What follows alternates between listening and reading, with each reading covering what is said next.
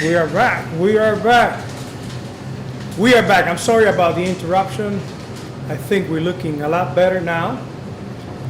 How's everybody doing? This is Yanko Maceda, founder of Tabanero Cigars. And the prior one that we just made, I have my kids visiting. My kids, Santiago is 5 years old, Valentina is 7 years old, and I tried at least twice a month to bring him here. To test my patience. Because, man, they're two dirt devils. And they come in, they sweep, they clean, they help me out setting up all the cameras and lighting so they can get paid with some chocolate. As soon as they come in, Daddy, I want chocolate. I said, no, you gotta work first to get that chocolate, unless you got some money to pay for the chocolate. So they get it. They have learned how to treat customers when they come through the door. They both know which cigars are the most popular cigars. So if you approach the cigar display, they will be able to help you out if you don't know anything about cigars. A 5-year-old will tell you which cigar you should smoke. They learning. They were born into the business, and I'm trying to share with them that it's not about how much you know, how smart you are, not to be intimidated because one of his colleagues at school is pretty smart. Because I learned in life that it's not how much you know, it's what can you accomplish with a little bit that you know. And also I'm sharing with them passion, how important it is to be passionate about anything that you do. There's forbidden to have any conversation in my house about money. We don't talk about money in my house. We talk about experiences. What is the difference between having an experience about money that will last in your memories for years, instead of buying a nice bicycle or one of those boxes with the little controllers that you get hypnotized on the TV. They always ask me, Dad, why we only have one TV at home? I said, well, because TVs are not good for you. And if you guys want to watch TV, we all watch TV in the same room at the same time. We don't need more TVs. Hopefully someday we'll get rid of the TV. So we do a lot of fishing by the pond on the back. They ask me for, hey Dad, when are we going to do fishing? So I spend time with my kids. Because they're my next generation. And hopefully I will share with them how to fall in love with the process.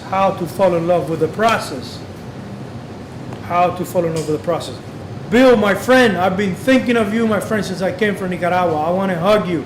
I want to say hello. I want to know how you're doing. I'll be here late, so come by, Bill. My good friend Willie. Kyle, how are you? The drummer, Raymond, hermano, un abrazo. Claro que sí, que pronto vas a estar por aquí, por Tabanero. Y te voy a llevar a todas las tiendas de tabaco de aquí del área. Para que vea aquí en el primer mundo qué significa este estilo de vida del puro. I was telling Raymond, the new Titan in Estelí, Nicaragua. Raymond is the new blood in Estelí, Nicaragua. When it comes to complexity, consistency. I tried many different cigars from Estelí. I've tried many different cigars from the Dominican Republic, and they're all good cigars, no doubt. Padron, my biggest mentor, amazing cigars. But you know what are your limits? For instance, Padron, Raymond was sharing with me that he has warehouses full of tobacco from the 90s. They still got tobacco from the 90s. You imagine how a cigar would taste with tobacco from the 90s? So even if we would try to accomplish something like that right now, it would be impossible. Hopefully my kids, if they fall in love with the cigar industry, they will be able to do cigars with tobacco from 2000, 2014, and it will be a thing. You know, wow, my dad saved some tobacco, so when we grow up, we can do phenomenal cigars with really aged tobacco. For me right now, I have to work on complexity. To do cigars that when you light up, you go, wow, I haven't tried this before. Well, you haven't tried this before because the amount of energy that you put into do a complex cigar is not feasible, it's not profitable with a bigger scale brand. I was listening to a few videos from TPC, pardon my ignorance, the first show for tobacco, electronic cigarettes in Vega, the first one of the year. And I was a little bit skeptical about going to that one, but I saw a few videos about it, and it was pretty interesting. One of the brands, a couple of brands were saying this, they doing an interview, and I saw them trying to tell customers that they have cigars for everybody on the walk of life. They explain their premium, they explain their middle, and they explain their bundles, like saying, hey, we got cigar for everybody. In the back of my head, I said, I'm not that guy. I don't have cigar for everybody. I only have cigar for that certain individual that is really passionate about his profession, that does a lot of reflecting during the week, during the day, and then when he decides to choose that hour to smoke a cigar, to wrap a cigar that it will really help him out to lower the blood pressure, not be too harsh, and be pretty interesting cigar with different tones of dark chocolate, eager, citrus, things that you don't usually find on a $7 cigar, $8 cigar. Something that you have to go up to $12, $14, $16 cigars. Why I'm doing this? Because people ask me, why are you only doing cigar for that little bit of people?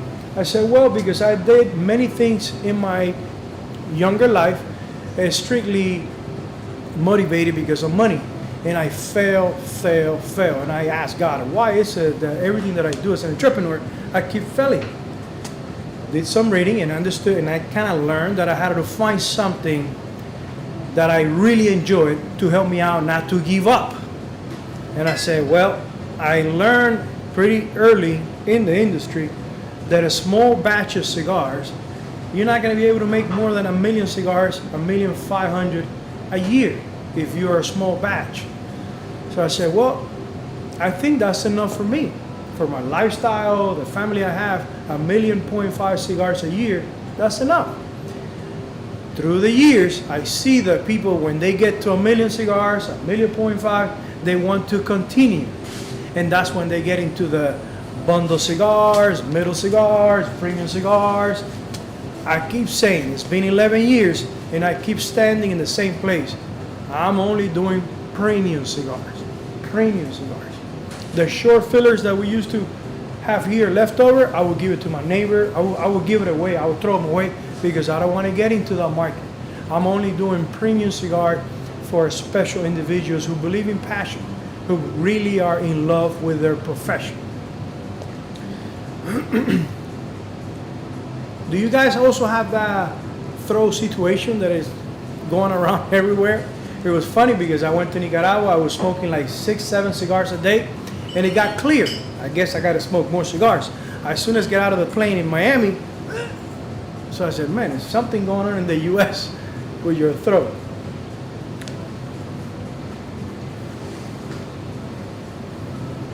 So I don't know why we got into passion, but I hope you got my message.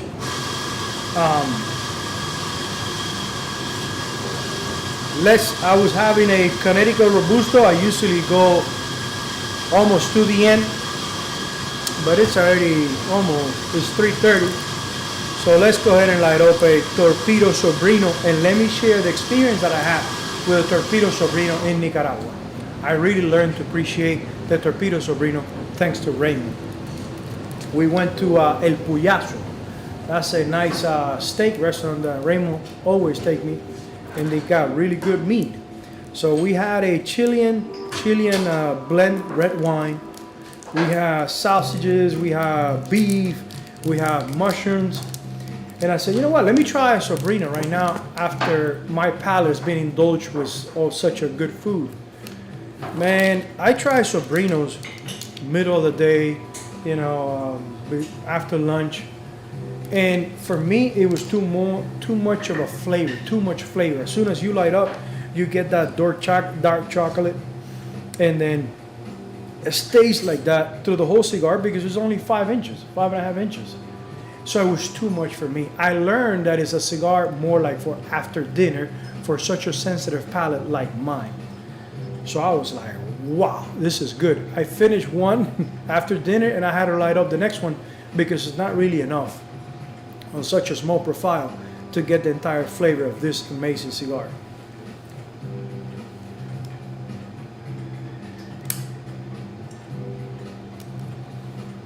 So, talking about small batch,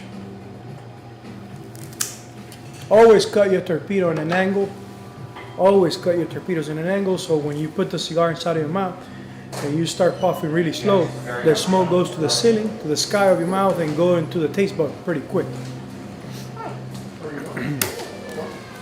Just want to see the selection of cigars. Cool. I was fortunate to, all right. I was high on coffee, but I always can have more coffee. Gracias, Gaby. Oh, okay, just these. Oh, okay. Gracias, All right. Gaby. Thank you. Appreciate it. Now it's going to be a Naviera. Naviera Coffee Meal moment. Naviera is a roaster that has been in Tampa for 102 years, roasting coffee. And they really like what's going on in here in Tabanero. And they offer themselves to do our Taba Brew brand.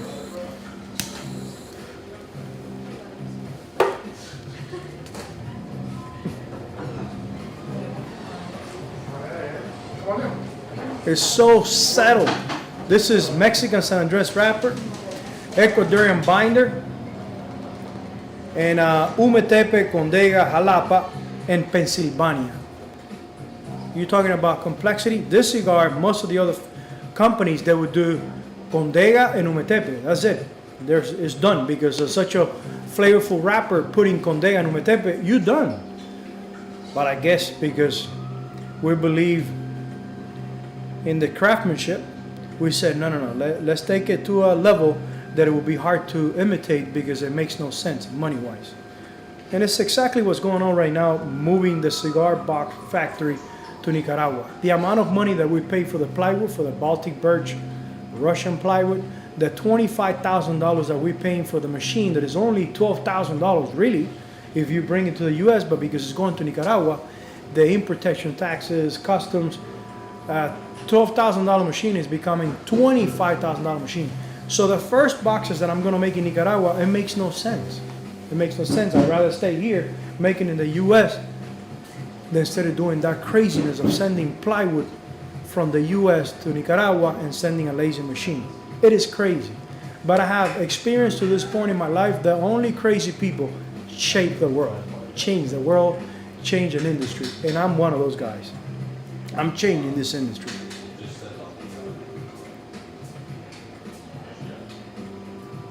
When people in Nicaragua see our cigar boxes and you explain to them that it's a machine doing the art, cutting the boxes, and that person just put it together, they go, a lacing machine that cuts wood? I say, yes, a lacing machine that cuts wood. They can't understand, they can't believe it. And the next question is, do you patent these boxes? And I go, yes, I patent these boxes. So if you want to do it similar, let's sit down, pay me, I don't know, 5 cents a box, and you can do as many boxes as you want, but it's patented by Tabanero Cigars. You learn, 11 years in the cigar industry, and another 12 years on all the type of business, you learn a little bit.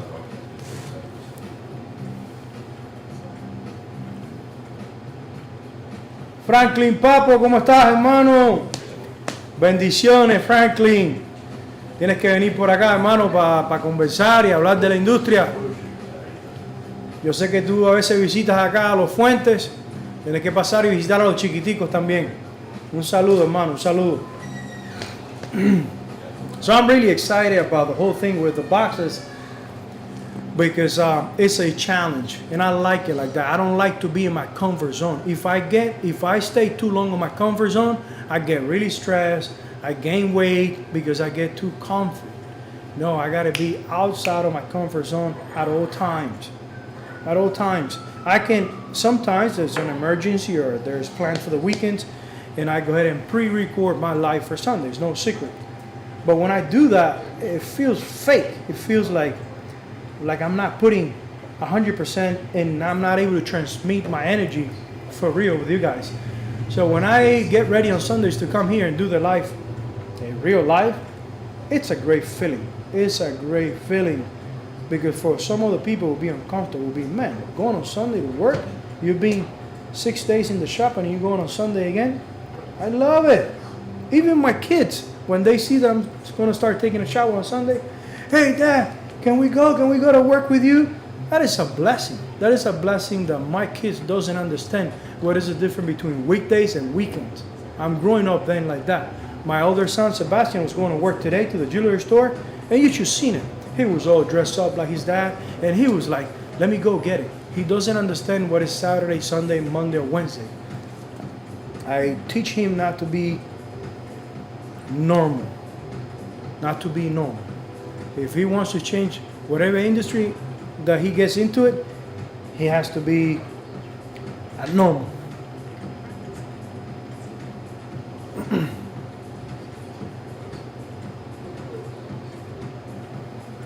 When I went to Nicaragua on 2018, that there was a political unrest, I remember getting out of the airport and hearing shotguns. And the driver said, no, that was a car that had a flat. And I said, I know how a flat sounds, and a flat usually only sounds once. A car is not going to sound twice. And some of my friends' family said, man, you're crazy. Why you went there in such a situation? Gracias, Papo, gracias. No, Papo, yo siempre trato de mantenerme, siempre trato de recordarme de dónde vengo. Y la gente le gusta eso. Muchos de mis amigos, mis clientes dicen que yo los hago sentir muy especial y que nunca se me olvida de dónde vengo y quién soy. No creo que soy famoso y ojalá nunca me crea famoso en esta industria. Okay, good to see you, brother.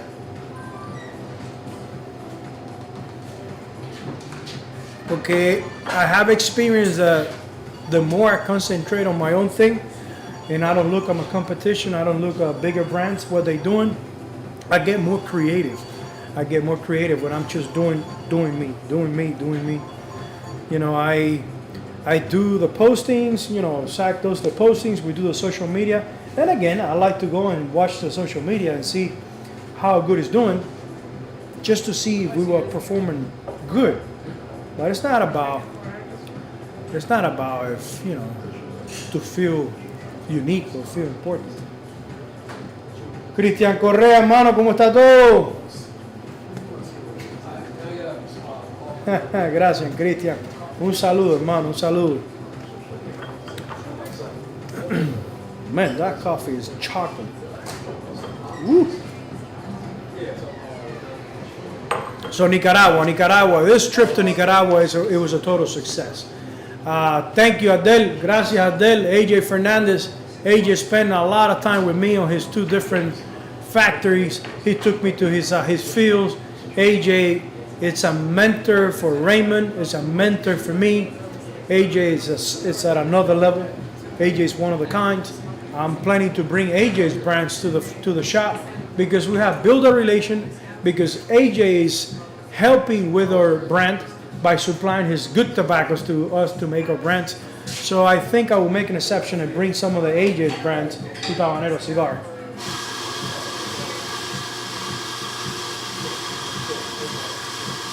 We're building a good relation, and I think that you know, like AJ said, he said something like, you know, I don't need any money, you know, I'm good, but we are industry brothers. We gotta support each other. And I said, you're right, you know, let's go ahead and bring some of the brands. I will have to rearrange the display humidor and make some space for AJ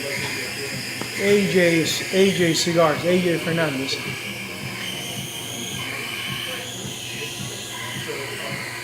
I learned a lot when I was in Nicaragua. Every time I go to Nicaragua, I learn more of the growing tobacco, the growing tobacco side. I even saw a nice house with a lot of really a spacious house. I think 2,000 under the roof square feet, and outdoor area, I don't know, I think 3,000 square feet, with a small shop to cut the wood, to go ahead and start, or a box shop right there on that big house, and have some onboard rooms for the guys that are going to be working over there. They're coming from here, from the U.S. We have a guy that is willing to move to Nicaragua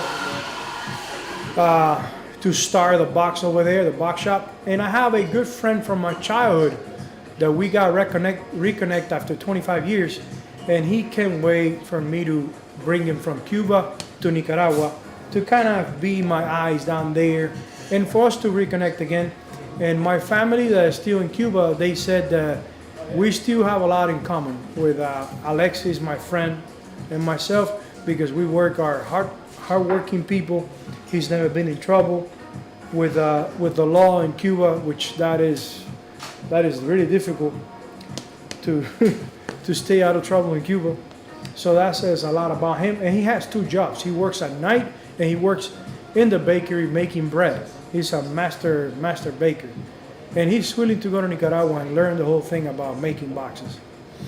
So that is like God aligning everything for us to start the box shop in Nicaragua. Again, that box shop in the beginning says it's not going to make any sense. The boxes probably will come up at $8, $10, basically no profit. If I would like to make boxes for someone else, but I don't care. I learned that you have to start somewhere, but you have to start. You just can stay dreaming and dreaming and dreaming. You need to start somewhere. So now is the time to start in Nicaragua.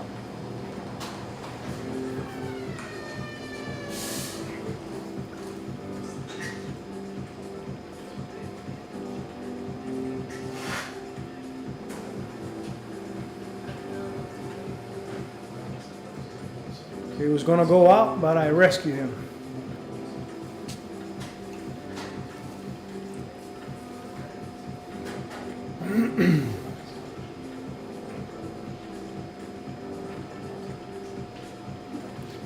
Nicaragua, Esteli, and when I'm talking about Nicaragua, I'm referring to Esteli.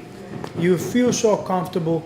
Everybody is really appreciative of this industry. I had a great time on Raymond's factory. Raymond's factory from last trip to this trip has grown a 40%. He has another space with cigar rollers. He's a total of 53 pairs of rollers. And such an amazing operation. I'm helping him sending another drum master for the other. ¿Te la vas a llevar? Sí. Dale, dale un galoncito de leche para que se lo lleve a mi abuela, por favor. Ella trabaja.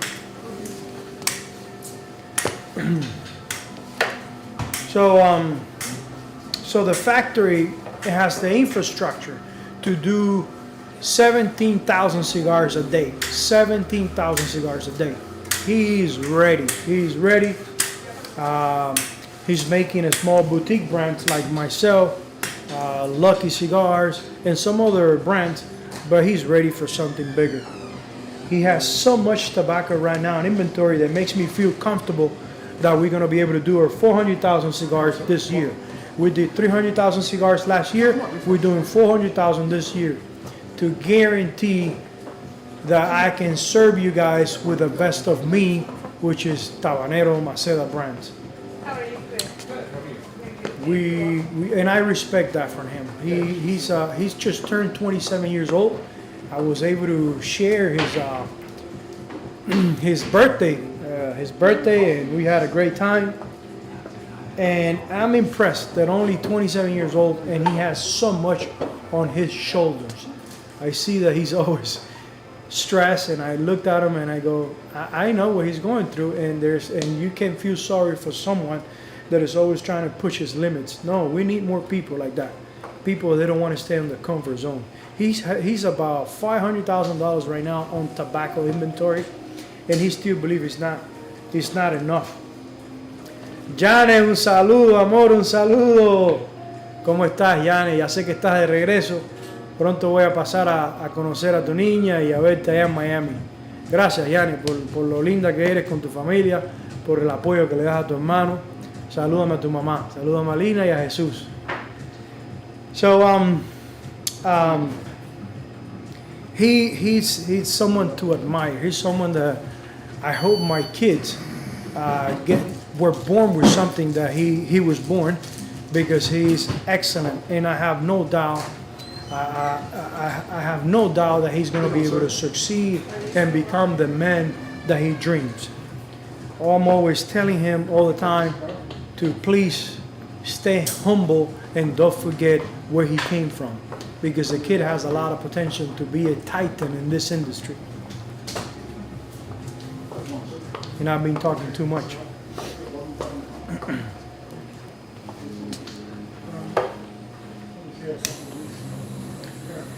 We had the opportunity, and I haven't done many postings. We're going to start doing more postings.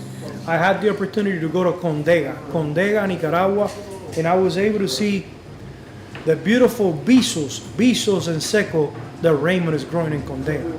Condega has really small spaces between the mountains where the sun is kind of filtered.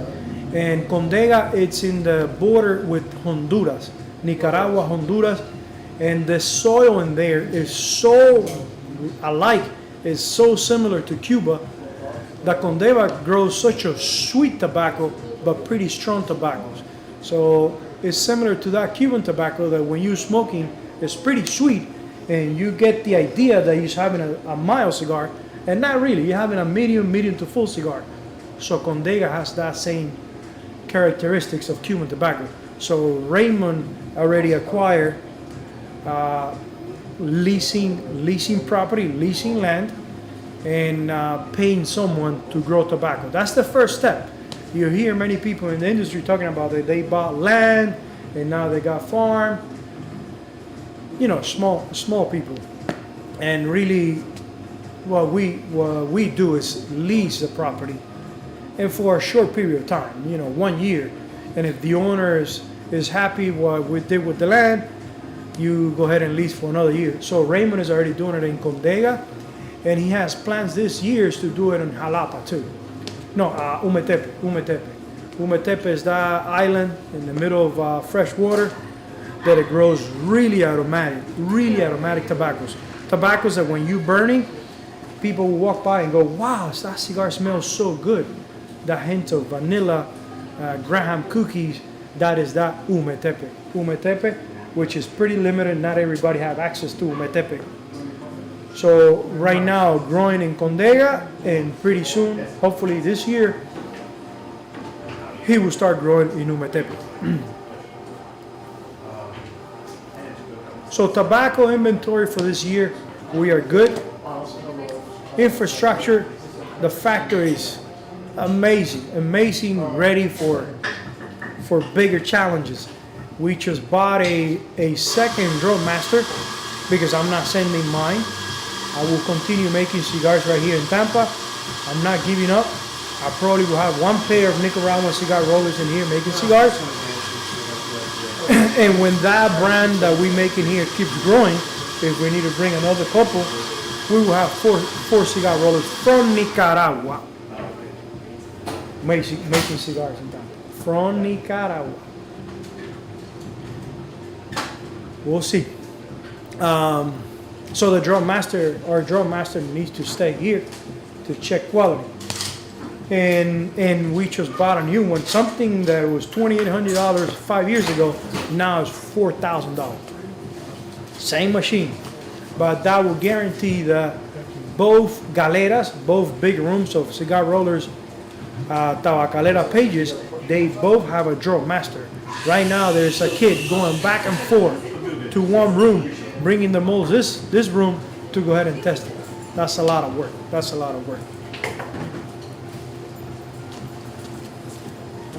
So we are really excited because I've been telling all my friends that this is their first trip to Nicaragua, that I came back and I said, that's it. Everything that I was wanting for this trip is done. Well, I'm sorry. It's already planned. Everybody said, yes, we can help. Yes, we can help. When I get out of the plane and I said, wow, I'm already in the U.S. I've been smoking cigars in Nicaragua, drinking rum, having a great time, visiting the fields. Now I gotta work. Now I gotta work. But thanks God that I love what I do. And not everything that you do in your industry is it's enjoyable, but you need to get it done so you can continue the journey. And what I mean by that, it's putting people together, connecting, talking to the exporter, and the exporter will go, well, I need the sizes of the bundle, and I need the weight, and I go, okay, all right. And you got to go to your nose, you got to talk to your team members. A lot of, work around that because I am a go-get-it, I get it done. I get it done, and that is the difference between myself, Karen, my people here, and the rest of the industry, that we get it done. That makes a big difference. And in here, we plan something on Monday, and we're already working on Wednesday, and sometimes by Friday, it's already done. And that makes a huge difference. Again, I'm not surprised that when we hire an accountant in Nicaragua, that accountant is going to go, listen, Mr. Maceda, your boxes that you're making right here in Nicaragua, it makes no sense.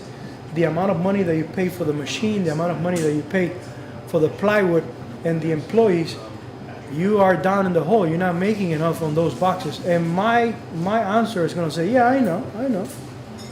I know that right now, the first batch, it makes no sense. But in another year and a half, you'll see. Just stay tuned and keep working the numbers. We even looking into a cobalt. That's an armed robot that we can stack the plywood.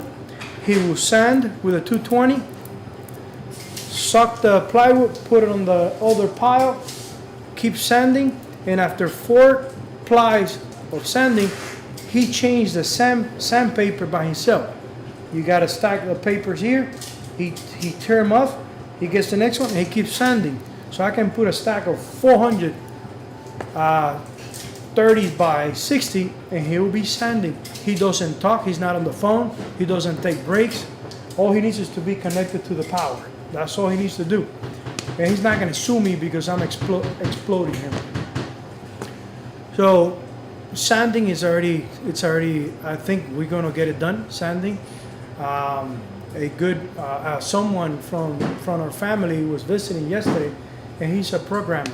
And I said, listen, my guys are bringing to my attention that the machine is not fast enough for how much work they're doing on the boxes.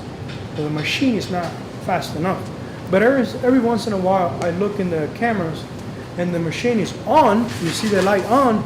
You see the work already finished, but it's in a standby, waiting for someone to come in and change the wood. Sometimes I walk into the shop.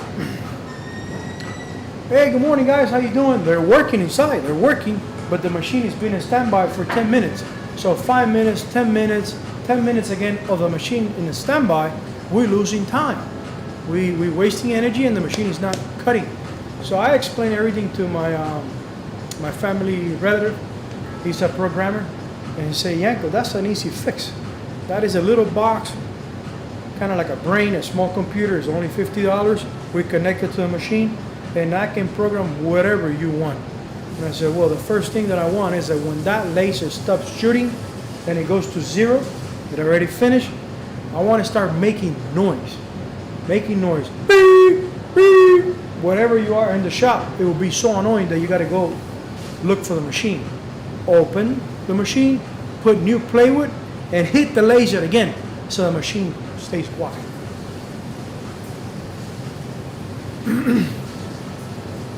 At the end of the week, I want a report. I want a report to my phone saying, okay, the week we're going to work 80 hours a week. A day shift and a night shift. Okay, 80 hours a week. How long or how many of those hours the machine was on? And from those 80 hours, how many hours the laser it was shooting? I want to know. I want to learn just changing wood, how long it takes. I want to get all 80 hours, 90 hours of that machine continuously working. So everything is possible, everything can be done. So that made me really happy. We're gonna test it right here in the US first, and then we will take the technology to Nicaragua. So yes, Nicaragua, it was a total success. It was a total success. I can't wait to...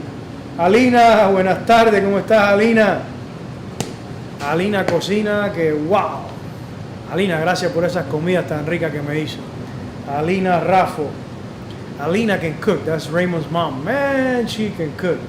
Gracias, Alina. So guys, I am planning to be back to Nicaragua soon.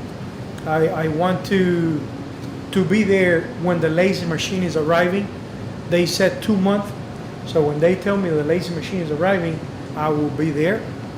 And we will keep posting about my journey, about this last trip to Nicaragua, which I really, really enjoyed. I'm planning to take my family during the summer, at least for a week. I want my kids, my wife to see the industry to another level. My kids are used to see pictures, see videos, come to the shop, see the little business right here in the shop. I want them to go to the fields, to go to the factories and understand that this industry is a lot bigger than what they've seen before. I have no idea how that will impact their train of thought and how much it will compromise them to go, wow, I want to be like daddy when I grow up. And I'll be a happy camper. Guys, thank you very much. Thank you very much for tuning, for being patient.